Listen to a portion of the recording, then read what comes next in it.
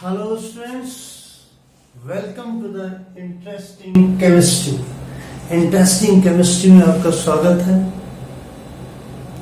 और जहां पर आप कक्ष यानी क्लासरूम टीचिंग का अनुभव करेंगे। तो आज का जो मेरा वीडियो प्रारंभ होने जा रहा है वो है क्वांटम संख्याएं, क्वांटम नंबर्स, और इनको हिंदी में क्वांटम संख्याएं कहते हैं। क्वांटम संख्याएं 4 होती हैं। मुख्य क्वांटम संख्या, दिंगसीय क्वांटम संख्या, चुंबकीय क्वांटम संख्या और जो चौथे नंबर की है उसे चक्रांक क्वांटम संख्या कहते हैं। इस प्रकार से 4 क्वांटम संख्याएं होती हैं। फिर आपसे ये पूछा जाए कि 4 क्वांटम संख्याएं जो हैं ये किसे कहते हैं, अर्थात क्वांटम संख्याएं की आवश्यकता क्या है, किसे कहते हैं, तो आप सीधा सा जवाब दे देंगे कि किसी इलेक्ट्रॉन की स्थिति और ऊर्जा को दर्शाने के लिए, प्रकट करने के लिए 4 संख्याओं की आवश्यकता होती है जिन्हें क्वांटम संख्या कहते हैं। क्या बताया मैंने?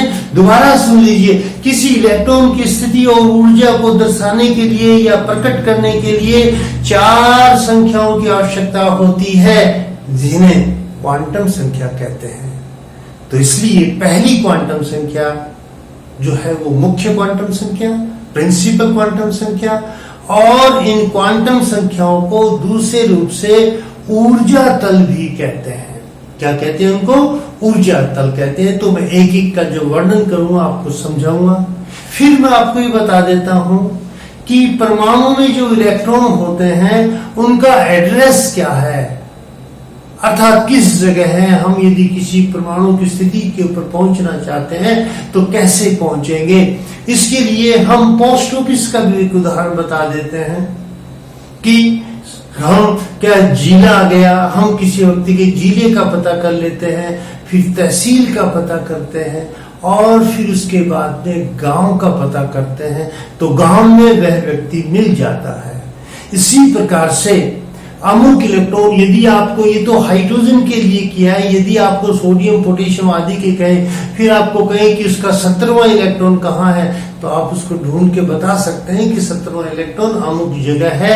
उसकी स्थिति को बताने के लिए 4 क्वांटम संख्याओं की आवश्यकता होगी।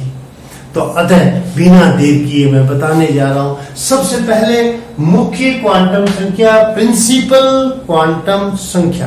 प्रिंसिपल क्वांटम संख्या, फिर वही बात आ जाएगी कि यह इलेक्ट्रॉन की स्थिति और ऊर्जा को बताता है। अर्थात ये पहला, अर्थात ये जिला है, यानी कि जिला, इसको क्या कह दिया जाता है, इसे मुख्य ऊर्जा तल कहते हैं और अंग्रेजी में इनको सेल कह देते हैं, शेल या पोस कहते हैं। क्या कहते हैं? पोस। और पोस जिस प्रकार से पहला पोस, दूसरा पोस कहते हैं, इसलिए स्थिति ऊर्जा को मुख्य ऊर्जा तल है। और इस क्वांटम संख्या का संकेत, तो पहले मैं आपसे एक निवेदन करूंगा कि आप क्या करें, इसको जो ब्लैक बोर्ड पे जो मैंने लिखा है इसकी कॉपी कर ले। पहले वीडियो को थोड़ा पॉज करें और फिर इसकी कॉपी कर लें। अब तब मैं इसको एक्सप्लेन करूं तो आपको ज्यादा समझ में आएगा। तो आशा करता हूं आपने इसको पॉज करके इसको लिख लिया होगा, अपनी कॉपी में, नोटबुक पे उतार लिया होगा। अब मैं इसको एक्सप्लेन करता हूं कि प्रिंसिपल मुख्य क्वांटम संख्या कहते हैं स्थिति ऊर्जा को बताएगा, अर्थात ये मुख्य ऊर्जा तल है। आपको इतनी बातें लिखनी है मुख्य क्वांटम संख्या में। दूसरा, इसका संकेत क्या होता है।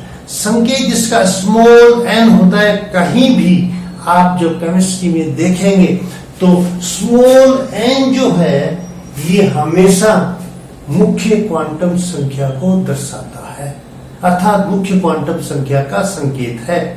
इसका n के जो मान होते हैं 1, 2, 3, 4, 5, 6, 7 इन्फिनिटी, इसी प्रकार से एक को पहले को कैपिटल के, दूसरे को L, capital L, capital M और कैपिटल एन होता है और ये आगे तक बढ़ जाते हैं।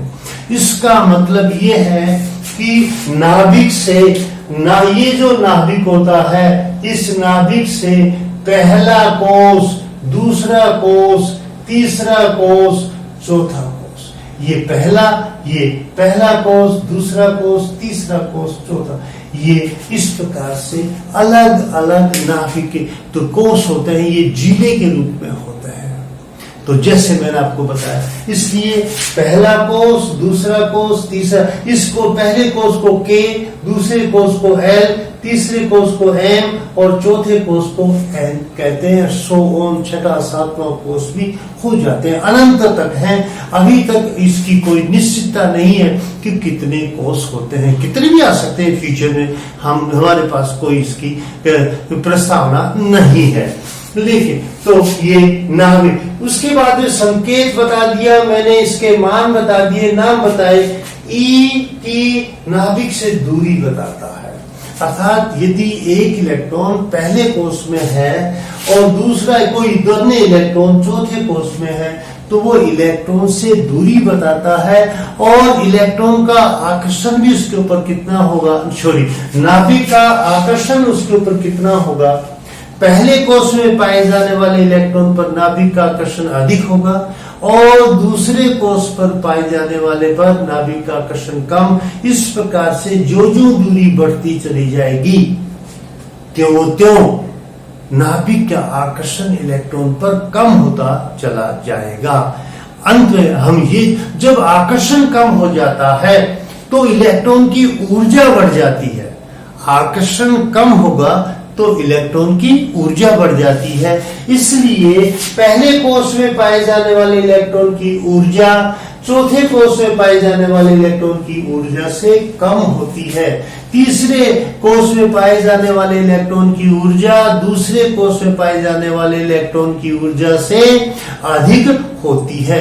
जो दूरी बढ़ती चली जाएगी इलेक्ट्रॉन्स की ऊर्जा का मान बढ़ता चला जाता है। तो ई की दूरी बढ़ने से ऊर्जा, ये फिर ई है, ऊर्जा यहाँ पर ये आ गया और ये एन का मान दे दिया आपको। एन का मुख्य, यदि यहाँ N1 होगा और N2 होगा, अलग अलग की ऊर्जा ज्ञात कर ले तो आपको पता लग जाएगा कि भाई ऊर्जा किसकी ज्यादा है किसकी कम है। इसके लिए भी मैं आगे आपको आने वाले वीडियो देखते रहिएगा, मैं इनके न्यूमेरिकल्स बताऊंगा, तब आप इनकी ऊर्जा का ज्ञात करेंगे।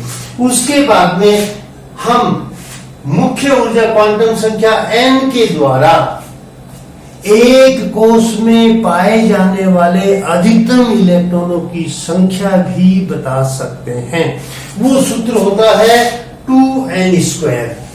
2n² की सहायता से हम पहले कोष में कितने इलेक्ट्रॉन हो सकते हैं, n का मतलब कोष, n=1। जब n=1 रखेंगे पहले कोष में इलेक्ट्रॉन की संख्या 2 गुणा 1 का स्क्वायर, 1 का स्क्वायर हो गया बराबर 2। दूसरे कोष में, ये दूसरे कोष में लिखा है मैंने, दूसरे कोष में इलेक्ट्रॉनों की संख्या 2 गुणा 2 का स्क्वायर, 2 का स्क्वायर 4 और बराबर कितना आ जाएंगे 8। इसी तरह से 3 का स्क्वायर 3 या 9 दूनी 18, 4, यानी पहले कोष में 2 इलेक्ट्रॉन, दूसरे कोष में 8 इलेक्ट्रॉन, तीसरे कोष में 18 इलेक्ट्रॉन और चौथे कोष में 32 इलेक्ट्रॉन हैं। अभी तक हमारे पास जितने तत्व हैं उनके परमाणु के साथ 32 तक ही है, लेकिन आगे परमाणु जब बढ़ जाएंगे, तत्व जब बढ़ जाएंगे उनके परमाणु आएंगे, हो सकता है 32 से ज्यादा इलेक्ट्रॉन भी अपने को देखने को मिले। तो इस प्रकार से आपने क्या कर दिया कि मुख्य क्वांटम संख्या के ऊपर एक पूरा का पूरा पैराग्राफ अपनी किताब कॉपी में लिख दिया है। इन सब बिंदुओं का जब आप, जैसे मैंने वर्णन करके आपको बताया, आप भी इसी प्रकार से बता सकते हैं कि ये मुख्य क्वांटम संख्या होती है। उसके बाद में दूसरी जो क्वांटम संख्या होती है उसको कहते हैं दिंगसीय क्वांटम संख्या, अंग्रेजी में एजिमुथल क्वांटम संख्या कहते हैं, इसको उप ऊर्जा तल कहते हैं। और इसको जब कोष कहा मैंने, तो अंग्रेजी में आप इसको सब सब सेल कह सकते हैं, SCHELL, या इसको क्या कह दिया जाता है, उपकोष। इसको क्या कहा जाता है, उपकोष कहा जाता है। और उसके बाद क्योंकि ये कोष इलेक्ट्रॉन की ऊर्जा को बताते हैं, पहला जो मुख्य क्वांटम संख्या है वो भी ऊर्जा को बताती है, और दूसरी जो क्वांटम संख्या है जिसको मैंने एजीमुथल या दिवसीय क्वांटम संख्या कहा है, वह भी ऊर्जा तल को बताती है। इसलिए ये तो मुख्य ऊर्जा तल हो गया, ये इसका उप ऊर्जा तल हो जाता है। उप ऊर्जा तल अर्थात ये उप ऊर्जा तल भी इसको कहा जाता है। तो इस प्रकार से एजीमुथल क्वांटम संख्या का संकेत जो होता है वो L होता है। संकेत क्या होता है, L होता है। तो मुख्य क्वांटम संख्या तो मैंने जैसे बताया आपको कि जीला हो गया, और जीले में क्या होती है, तहसील होती है। जीले में तहसील होती है, और तहसील की जगह ये दिवसीय क्वांटम संख्या आ जाएगी। और दिवसीय क्वांटम संख्या तहसील किस जिले में कितनी तहसील है वो L का मान कहलाता है। ये L ये समझो कि तहसील है, और इसके मान से इसका मान क्या होता है, संकेत मैंने L बताया, इसका मान L बताया, इसका संकेत है, तो मान L = 0 से n-1। n-1 n क्या चीज है, मुख्य क्वांटम संख्या। इसका मतलब दिवसीय क्वांटम संख्या का बिना मुख्य क्वांटम संख्या के कोई अस्तित्व नहीं होता। ये टोटली मुख्य क्वांटम संख्या के ऊपर डिपेंडेंट होती है।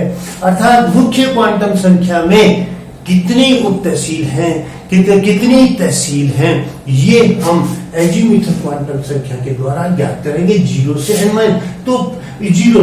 अब पहले कोष में L का मान जो है वो कितना होगा, 0 से n की जगह पहला कोष है तो 1 रखेंगे, 1 - 1, 0 से 0 अर्थात 0। इसका मतलब इसमें एक तहसील है, इसमें एक ही क्या चीज है, तहसील है। इसमें ये 0 का मतलब ये नहीं है नील नहीं करेंगे आप, ये एक एंटिटी है, एक संख्या है, एक वस्तु है, एक जगह है, एक तहसील है जहां पर इलेक्ट्रॉन पाया जाता है। इसलिए ये 0 है, और इस 0 को S का नाम दिया है। S means sharp, S means sharp जो है S, इसको S कहते हैं। इस 0 को क्या कहा जाता है, S कहते हैं। 0 को S, जहां पर भी ये 0 आएगी, वहीं आप उसको S बोलेंगे। इसलिए S का L के लिए मान क्या होता है, मैंने यहां चार्ट बना दिया। S का L के लिए मान जो है सदैव 0 होता है। ये याद रखना है हमेशा आपको, न्यूमेरिकल्स में या कहीं न कहीं आपको जब मैं इलेक्ट्रॉन विन्यास पढ़ाऊंगा तो L के मान बहुत काम आते हैं। इसलिए S के लिए L का मान जो होता है वो 0 होता है। अब आप दूसरे कोष के लिए L का मान, दूसरे कोष के लिए, अब यहां पर दूसरा कोष के मतलब दूसरा जिला। पहला जिला तो छोटा ही है, उसमें तो हमें एक ही तहसील मिली, अर्थात एक ही जगह मिली, एक ही यहां पर उपकोष मिला। कौन सा, एक ही उपकोष मिला, उपकोष। इसको क्या कहते हैं, एक ही उपकोष है वहां पर, उसका नाम क्या है, S है। दूसरे जब हम उसमें जाएंगे, कोष में जाएंगे, वो जिला पहले वाले से कुछ बड़ा है, इसमें लिए उसमें तहसीलें ज्यादा होंगी। अर्थात दूसरे कोष में पहले वाले कोष की अपेक्षा उपकोषों की संख्या ज्यादा होगी। उसमें कितने उपकोष हुए, दूसरे कोष में L का मान जो है 0 से 2-1 है। 2-1 का मतलब 1, यानी 0 से 1 यानी 0 भी और 1 भी। इसलिए इस दूसरे कोष में कोषों की उपकोषों की संख्या कितनी होती है? 2 होती है। पहले कोष में उपकोषों की संख्या 1 है, तो दूसरे कोष में उपकोषों की संख्या कितनी है? 2 है। फिर आप इसको उसी प्रकार से इसको S बोलेंगे और इसको P बोलेंगे। देखो ये नाम आ रहे, आप लोगों ने सुने हैं ये नाम, लेकिन हम कैसे निकाल करके इसको लाके बताओ। SPDF आपने सुना है, तो आज मैं आपको चारों नाम किस प्रकार से आएंगे, कितने कोष में के SPDF होते हैं, वो बताने जा रहा हूं। तो यहाँ S भी मिलेगा, P भी मिलेगा। S तो वही है, ये जीरो से, ये जीरो तो हमेशा सब में मिलेगी। यहाँ 1 आया, इस 1 को क्या कहेंगे? तो इसलिए दूसरे कोष में उपकोषों की संख्या 2 होती है। तीसरे कोष में L के मान ज्ञात करो। 0 से 3 माइनस 1 यानी 1 का मतलब 2, यानी 0 से 2 का मतलब 0, फिर 2 पे 1 बोलेंगे, फिर आप क्या बोलेंगे? 2 बोलेंगे। इसका मतलब तीसरा जिला और भी बड़ा है, उसमें 3 तहसीलें हैं। इसका मतलब तीसरा कोष जो है वो बड़ा कोष होता है, उसमें 3 उपकोष होते हैं।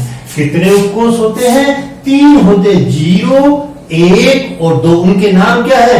0, 1 और 2। 0 को तो हम जान गए, वही हमारा ऊपर से जान रहे हैं हम, S है। 1 को भी हमने जान लिया, ऊपर P है, P। और 2 को हम क्या कहते हैं? D कहते हैं। 2 को हम क्या कहते हैं? D कहते हैं।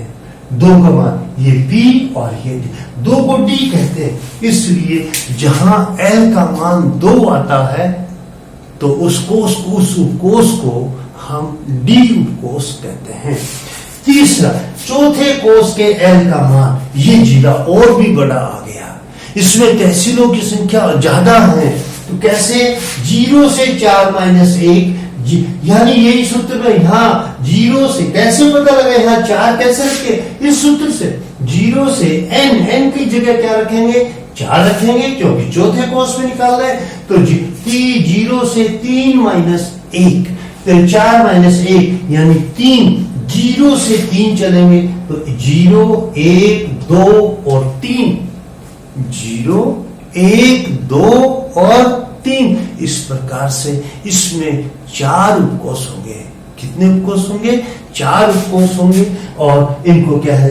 1, 2, 3, जिसको F, इसको क्या बोला जाता है? तीसरे वाले को क्या बोला जाता है? F। ये F आ गया, F। और F का मान कितना होता है? 3 होता है। तो ये इस प्रकार से मैंने द्विंगसीय क्वांटम संख्या भी बताई है। अब मैं आपको ये बताता हूं कि इलेक्ट्रॉन जो होता है उसमें आपने पढ़ा, या आगे मैं वीडियो में बताऊंगा आपको कि इलेक्ट्रॉन कणिका सिद्धांत भी होता है और वेव सिद्धांत, तरंग सिद्धांत भी होता है।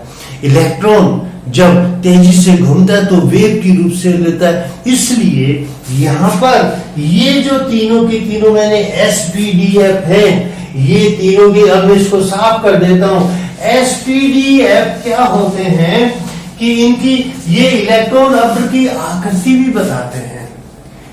अब यहां पर तीसरे नंबर पे मैंने यहां लिखा है आकृति बताते हैं। यहां आप इलेक्ट्रॉन अब्र की, अब्र इलेक्ट्रॉन क्लाउड की आकृति बताते हैं, आकृति बताते हैं। तो S क्या होता है? गोल होता है, S गोल होता है। P डंबल आकार होता है, डंबल आकार, डंबल आकार। तीसरा SPD डबल डंबल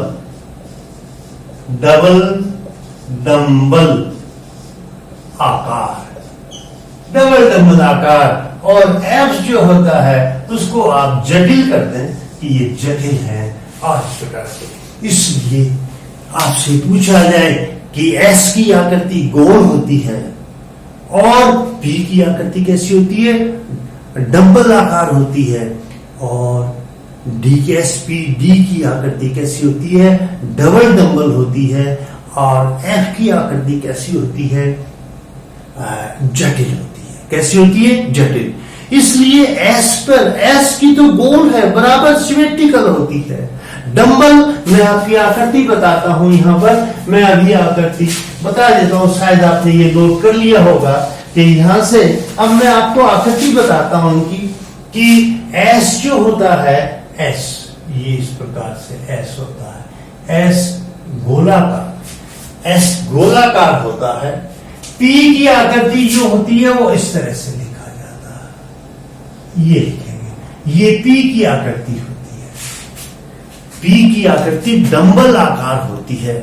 इसका मतलब ये होता है कि इलेक्ट्रॉन यूं घूमता है और यूं आएगा, इससे ऊपर होता है, टच नहीं करेगा, और यूं आकर के फिर इसके नीचे मिल जाता है। तो इलेक्ट्रॉन का पाथ ये है, यहां से आएगा, यहां से आएगा और यहां, इस प्रकार से इलेक्ट्रॉन घूमता है। तो ये डंबल आकार की आकृति बन जाती है, इसलिए इसको डबल डंबल कहा जाता है। और डबल डंबल क्या है, वो आकृति क्या अधिक होती है। इसलिए आपको दो ही आकृतियां ज्यादा जाननी है कि पी के बारे में, कि एस गोलाकार होता है और पी जो है वो डंबल आकार होता है। तो आज मैंने आपको क्वांटम संख्याएं केवल दो ही बताई हैं, बाकी दो क्वांटम संख्या मेरे आगे आने वाले वीडियो में देखिएगा। आज का वीडियो आपके लिए, इसके कंटेंट बहुत ही अच्छे कंटेंट्स हैं, अच्छी बातें हैं इसमें क्वांटम संख्या के अंतर्गत। इनके जानने से ही आप इनके इलेक्ट्रॉन विन्यास भी लिख पाएंगे और इनके जाने, इसलिए अपने साथियों को बताइए और इसका बताइए कि क्वांटम संख्या यदि कहीं पढ़नी है तो आपको इंटरेस्टिंग केमिस्ट्री के वीडियो में आपको क्वांटम संख्या देखनी है। आज के लिए इतना ही। कृपया मेरे वीडियो को लाइक करें, शेयर करें, अपने साथियों को बतलाएं ताकि वो भी इससे अपना लाभ उठा पाए। आज के लिए इतना ही। Thank you very much.